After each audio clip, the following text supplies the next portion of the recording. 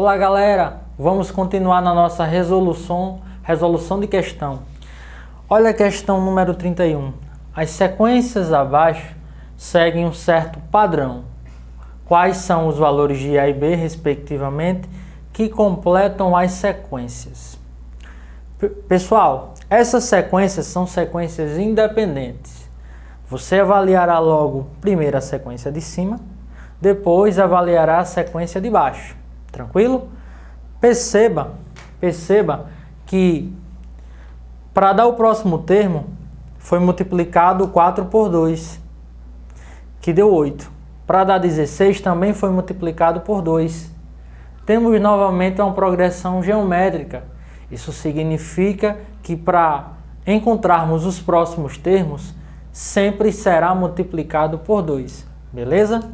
Tranquilo? Então, 4 vezes 2 deu 8. 8 vezes 2 deu 16. 16 vezes 2 dará 32. Isso significa dizer que o A tem o valor de 32. O A tem o valor de 32. Certo? Para confirmar se é realmente 32, vamos supor que seja 32. Para confirmar, basta multiplicar pelo 2, que dá 64. Então, realmente, o A é o 32. E vezes 2 dá 128. Para a próxima sequência, o que podemos perceber é que, para dar o termo posterior, foi multiplicado sempre por menos 2. Veja, 8 vezes menos 2 deu menos 16. Menos 16 vezes menos 2 deu 32. Por quê? Lembre da regra dos sinais. Menos com menos dá mais.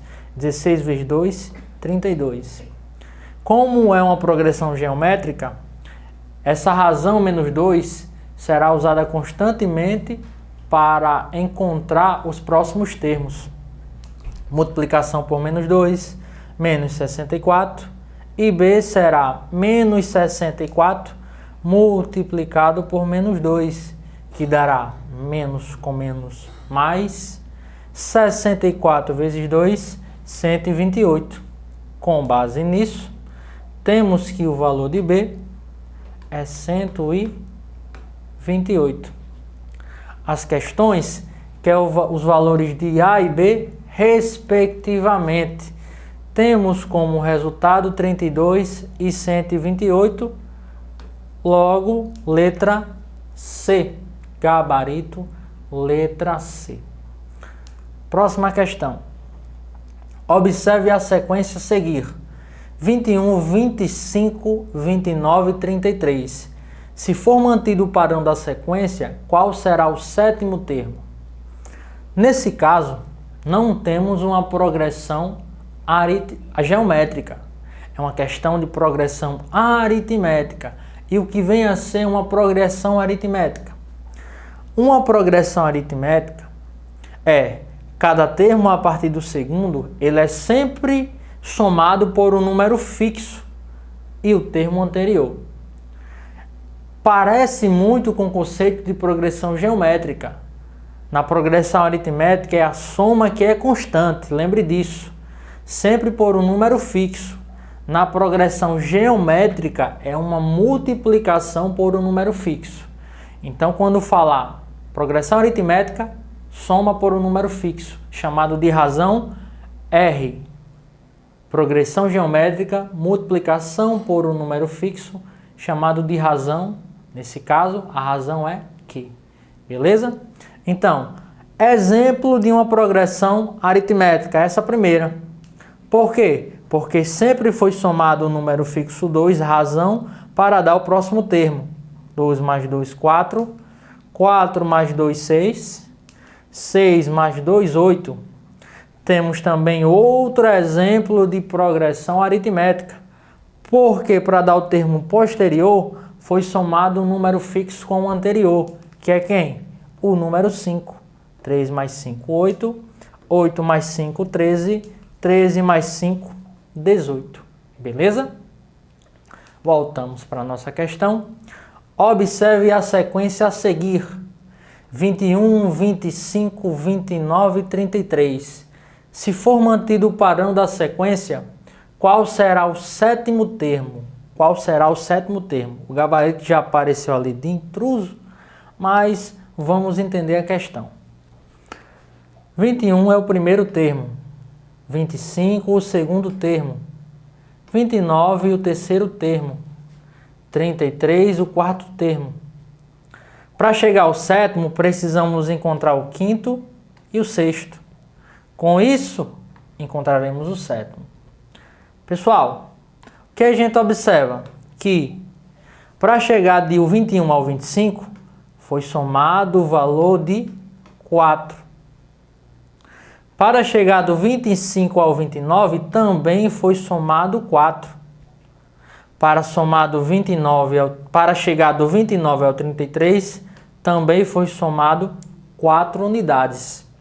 Temos aqui uma progressão aritmética, porque cada termo a partir do segundo é sempre somado por um número fixo mais o anterior, o próprio conceito da progressão. Isso significa dizer que para dar o próximo termo, que é o quinto, terei que somar com 4. Para dar o sexto, terei que somar com 4. E para dar o sétimo, que é o que queremos encontrar, também somarei com 4. 33 somado com 4, tenho 37. 37 somado com 4, tenho 41. 41 somado com 4, temos 45. Então, esse gabarito está errado. No caso, o correto seria a letra A. Gabarito, letra A. Beleza? Vamos para a próxima questão.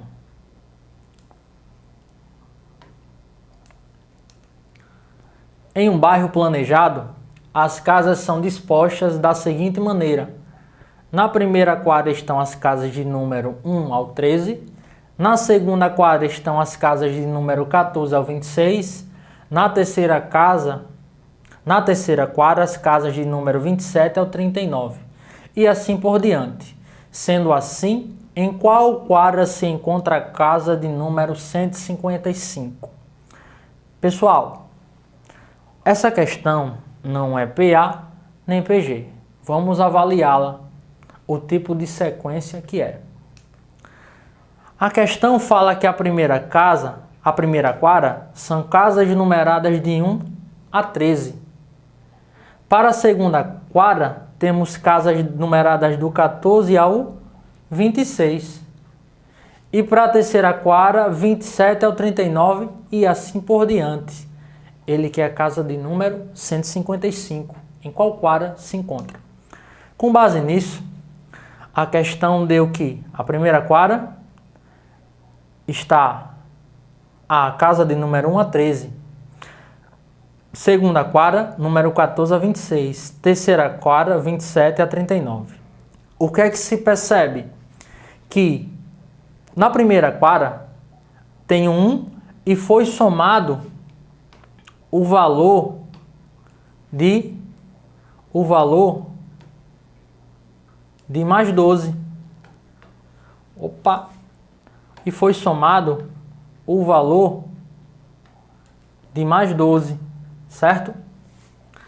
A primeira casa foi somado o valor de mais 12 para encontrar a casa de número 13. Na segunda quadra, começou a partir da casa de número 14 e foi somado mais 12 casas para dar a casa de número 26. A terceira quadra começa um número depois, a partir da 27, e foi somada mais 12 para dar a casa de número 39. Então perceba que cada quadra vai seguir um padrão. Qual padrão? A primeira casa iniciará com o número logo após o último número da quadra anterior. E o último número de casa dessa quadra, para me encontrá-lo, eu pego esse número que é o posterior ao da última casa da quadra anterior, e somo 12. Beleza? Então vamos lá. 39, a quarta quadra vai começar com 40, somando mais 12, vou ter até a casa de número 52. A quinta quadra irá começar com quem? Se terminou em 52, vai começar com 53. Somando com 12, dará até a casa de número 65. A sexta quadra iniciará com a casa de número 66, porque é o número imediatamente posterior. Somando com 12, teremos até a casa de número 78. A sétima quadra iniciará com 79. Somando com 12, encontraremos até a casa de número 91. Logo, a questão que é de número 155. Então, preciso descrever mais algumas quadras, certo? A oitava começará com 92, porque a sétima terminou com 91. Somado com 12, dará 104. Para a nona, começará com 105. Somando com 12, dará 117. Para a décima quadra, começará com 118. Somando com 12, dará 130. Para a 11ª casa, começará 131. Somando com 12, dará 143. Para a 12ª quadra, começará com 144. Somando com 12, encontraremos casas até a posição 156. A questão quer saber em qual quadra está a casa de número 155. E a quadra que a casa número 155 se encontra é a quadra de número 12. Quadra de número 12. Com base nisso, vamos voltar à nossa questão.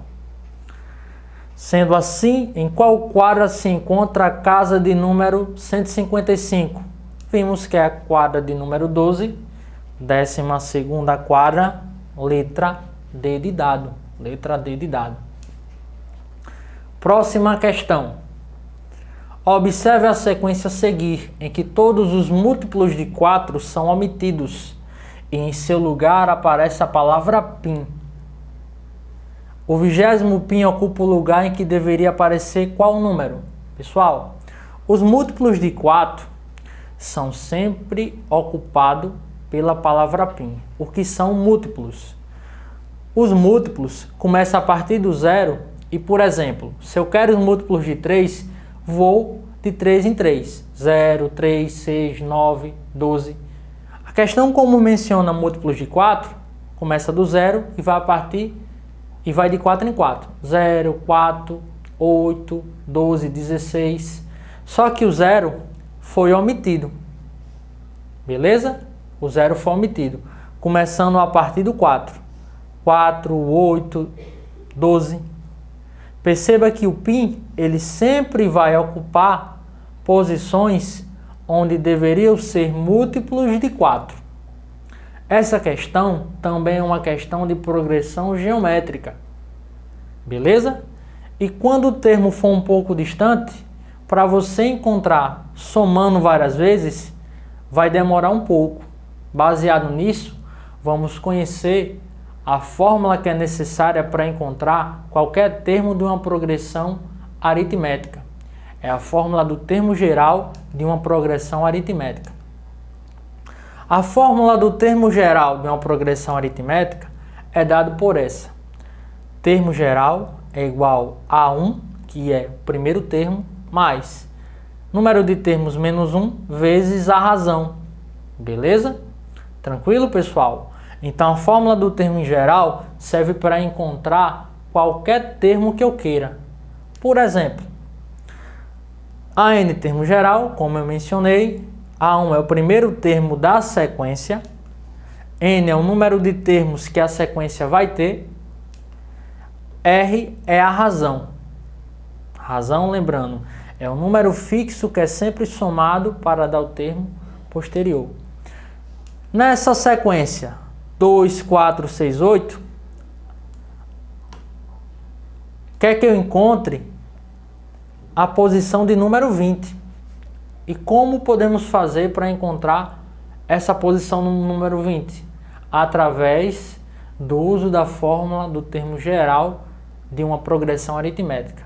O primeiro passo é verificarmos se essa sequência é uma progressão aritmética. Para ser uma progressão aritmética, cada termo deve ser obtido pela soma do número fixo com o anterior. Temos que, somando 2 a 2, teremos 4. Mais 2, encontraremos 6. Mais 2, encontraremos 8. Então, essa questão é uma progressão aritmética. Baseado nisso, podemos aplicar a fórmula do termo geral de uma progressão aritmética. Beleza? Identificando os termos. A n, pessoal, é o termo geral. É o termo que eu estou querendo encontrar. E o termo que eu quero encontrar é o termo de número 20. Beleza? O termo geral que eu quero encontrar é o termo de número 20. Olhando para a sequência, o primeiro termo eu já tenho, que é quem? O número 2. A razão identificamos, que vai sempre de 2 em 2, e n é 20. Por quê? Está aqui, ó. Já descrevemos que o n é 20, já que é o 20º termo que eu quero encontrar. Beleza? Então, baseado nisso, aplicando a fórmula do termo geral, temos o termo geral é igual a 1 mais n menos 1 vezes r. Substituindo os valores na fórmula, a n é quem? A 20. A 1 é o número 2, somado com n é 20. 20 menos 1, esse menos 1 é da fórmula, vezes a razão. Quem é a razão? 2. Você deverá primeiro resolver o que está dentro do parênteses. Resolve 20 menos 1 e depois multiplica por 2. Certo? Após a multiplicação é que você soma com esse 2, que é o A1. Vamos lá? Ó, então resolvendo primeiro o que está dentro do parênteses. 20 menos 1, 19. Agora devemos resolver a multiplicação com 2 antes de somar com 2, que é o A1. Resolvendo, temos 19 vezes 2 vai dar o total de 38, somado com 2, 40. Beleza? Então, o termo de número 20 é o número 40. Voltando para a nossa questão, a questão está perguntando a posição do 20º π. Então, quem é o termo geral? Se é o 20º, então vai ser A20. Tranquilo? A nossa sequência é composta da seguinte forma. 1, 2, 3 π, 5, 6, 7 π, 9, 10, 11 π. Perceba que o π ocupa as posições dos múltiplos de 4. Ou seja, 4, 8, 12. E assim vai se perpetuar por toda a sequência. Na posição 16 será o π, na posição 20 será o π. Perceba também que para dar cada π posterior, sempre foi somado um número fixo com o termo anterior, que é quem? 4. 4. Beleza? Logo, essa sequência é uma progressão aritmética. E podemos muito bem aplicar a fórmula do termo geral para encontrarmos o 20º π. Vamos aos elementos que identificamos. Certo? A n é o 20º termo, então será A20. O primeiro termo dessa progressão é 4, porque é o primeiro π. Então, o primeiro termo é 4. A razão é quem? É um número que foi somado constantemente para dar os termos posteriores. Foi o valor de 4. Opa! Como trabalhamos com progressão aritmética, a razão não é R, tá, pessoal? Um pequeno erro. A razão não é Q, a razão é R. R igual a 4, tá? R igual a 4. E o valor de N? O valor de N é quem? 20, Por quê? Porque eu estou querendo a posição de número 20. Então, nessa sequência terá 20 termos. Jogando na fórmula do termo geral da progressão aritmética, teremos AN é quem? A20. Primeiro termo A1 é 4, somado com N menos 1, que é o valor de N? 20. 20 menos 1 vezes a razão, que é 4. Lembrando que eu devo resolver primeiro o que está dentro do parênteses para multiplicar e depois soma com o primeiro termo. Logo, 20 menos 1, 19, multiplicado por 4, mais 4. 19 vezes 4 dá um total de 76. Somado com 4, temos 80. Isso significa dizer que o 20º π ocupa a posição número 80, certo? Como encontramos que o 20º π ocupa a posição número 80, o gabarito será a letra D. Será a letra D. Tranquilo? Existem várias metodologias, até mais simples, para resolver essa questão. Só que eu estou te passando através da fórmula do termo geral de uma progressão aritmética, porque é um método genérico que pode resolver qualquer questão de progressão aritmética. Tranquilo? Questão 35. Um grupo de estudos com 5 amigas fez uma prova e a classificação foi a seguinte. Ana tirou uma nota maior que Maria. Maria tirou uma nota maior que Laura. Clara tirou uma nota menor que Daniela e uma nota maior que Ana. Qual delas tirou a maior nota? É uma questão de comparação, pessoal. Para esse tipo de questões, a melhor forma de se comparar é utilizando os sinais maior que ou menor que. Beleza? Então, fazendo a leitura, vamos extrair os dados essenciais para responder a nossa questão e montar as comparações. Um grupo de estudos com 5 amigas fez uma prova e a classificação foi a seguinte. Ana tirou uma nota maior do que Maria. Então, Ana, eu sei que tirou uma nota maior do que Maria. Maria tirou uma nota maior que Laura. Maria tirou uma nota maior que Laura. Clara tirou uma nota menor que Daniela. Clara tirou uma nota menor do que Daniela. Então, posso dizer que Clara tirou uma nota... Opa, só um momento. Clara tirou uma nota menor do que Daniela. Então, Daniela tirou uma nota maior do que Clara, certo? Clara tirou uma nota menor do que Daniela. No entanto, a nota de Clara foi maior do que quem? Do que a de Ana, certo? A nota de Clara foi maior do que a de Ana. Logo, eu posso jogar essa interpretação para essa análise inicial. Ou seja, Clara tirou nota maior do que quem? Ana. E Daniela, por consequência, tirou nota maior do que Clara. Então ficou assim. Daniela maior nota, depois Clara, Ana, deixa eu ver, Maria e Laura. Certo? A questão está perguntando qual delas tirou a maior nota. A maior nota foi tirada por Daniela. Letra A. Gabarito, letra A. Beleza? Questão de número 36. Qual número que, somado com a fração quinto, resulta em 26 sobre 5? Pessoal, essa questão é uma questão que envolve soma de frações e é uma questão de equação de primeiro grau. Vamos entender como se resolve as somas ou subtrações de frações. As somas ou subtrações de frações, elas podem ser divididas com frações que possuem o mesmo denominador ou frações que possuem denominadores diferentes. Quando as frações possuem o mesmo denominador, você vai conservar o sinal do denominador e efetuar a soma ou a subtração.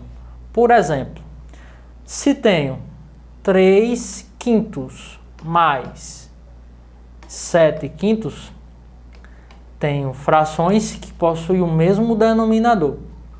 Com base nisso, eu conservo o denominador e efetuo a operação de soma. 3 mais 7 dá um total de 10 sobre 5. Esse resultado pode até ser simplificado mais ainda, ou seja, 2. Tranquilo? Então lembre sempre disso. Para soma ou subtração com denominadores iguais, conserva o denominador e efetua a operação de soma ou subtração com os numeradores. No entanto, quando as frações têm denominadores diferentes, você precisa fazer o quê? Você tem que reduzir as frações ao mesmo denominador e após reduzir as frações ao mesmo denominador, irá somar ou subtrair. Por exemplo, as frações 2/3 mais 1/5. São frações que possuem denominadores diferentes e eu preciso reduzi-las ao mesmo denominador. E qual o processo que utilizamos? Utilizamos o processo de retiragem do MMC dos denominadores. Retirando o MMC dos denominadores, que é o MMC de 3 e 5, teremos o MMC de 15, beleza? Teremos 15 como MMC. 15 como resultado do MMC. Ok? Então, reduzindo essas frações ao mesmo denominador, teremos que fazer a seguinte coisa. Como temos duas frações, escreveremos duas frações que possuem o mesmo denominador, 15. Como a operação é de soma, coloco o sinal de soma aqui. E faço 15 dividido pelo denominador e o resultado multiplica pelo numerador. Certo? 15 dividido por 3, 5. Vezes 2, 10. Agora para a segunda fração. 15 dividido por 5, 3. Vezes 1, 3.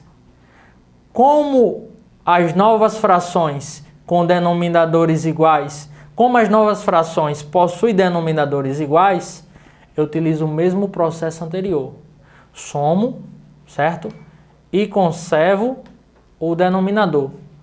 Conservando o denominador 15, somando 10 com 3, temos 13 sobre 15. Esse é o resultado, certo? Voltamos para a nossa questão. Qual o número que somado com a fração 1/5 resulta em 26 sobre 5? Pessoal, eu quero encontrar esse número. Esse número eu não sei. Como é um número desconhecido, chamamos esse número de x. Mas a questão menciona que, vou só colocar um pouco mais para cá, para que a gente possa responder. Vou chamar esse número de x. A questão menciona que somado com a fração 1/5, somado com a fração 1/5, vai resultar em quanto? Em 26 sobre 5. Vai resultar em 26 sobre 5.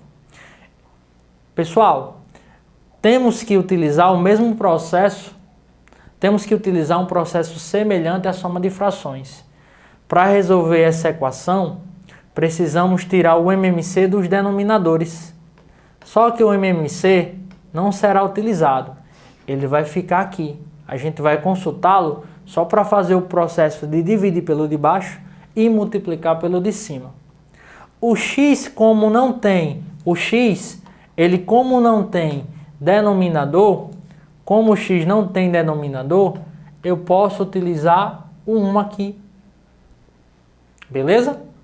Efetuando o processo, temos que o MMC é 5. Beleza? O MMC de 1 e 5 é o próprio 5. Dividimos pelo de baixo, multiplicamos pelo de cima. Dividimos pelo de baixo, o resultado multiplicamos pelo de cima. Divide pelo de baixo e o resultado multiplica pelo de cima. Logo, 5 dividido por 1, 5. Vezes x. 5x, mais 5 dividido por 5, 1, vezes 1, 1, é igual 5 dividido por 5, 1, vezes 26, 26. Resolvendo essa equação do primeiro grau, temos 5x igual, esse 1 passa menos, fica igual a 25. Logo, x será 25 dividido por 5. Por 5. Opa! Vamos lá. 25 dividido por 5.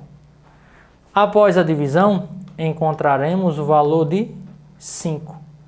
Então, o número que deve ser somado à fração quinto para resultar em 26 sobre 5 é o número 5.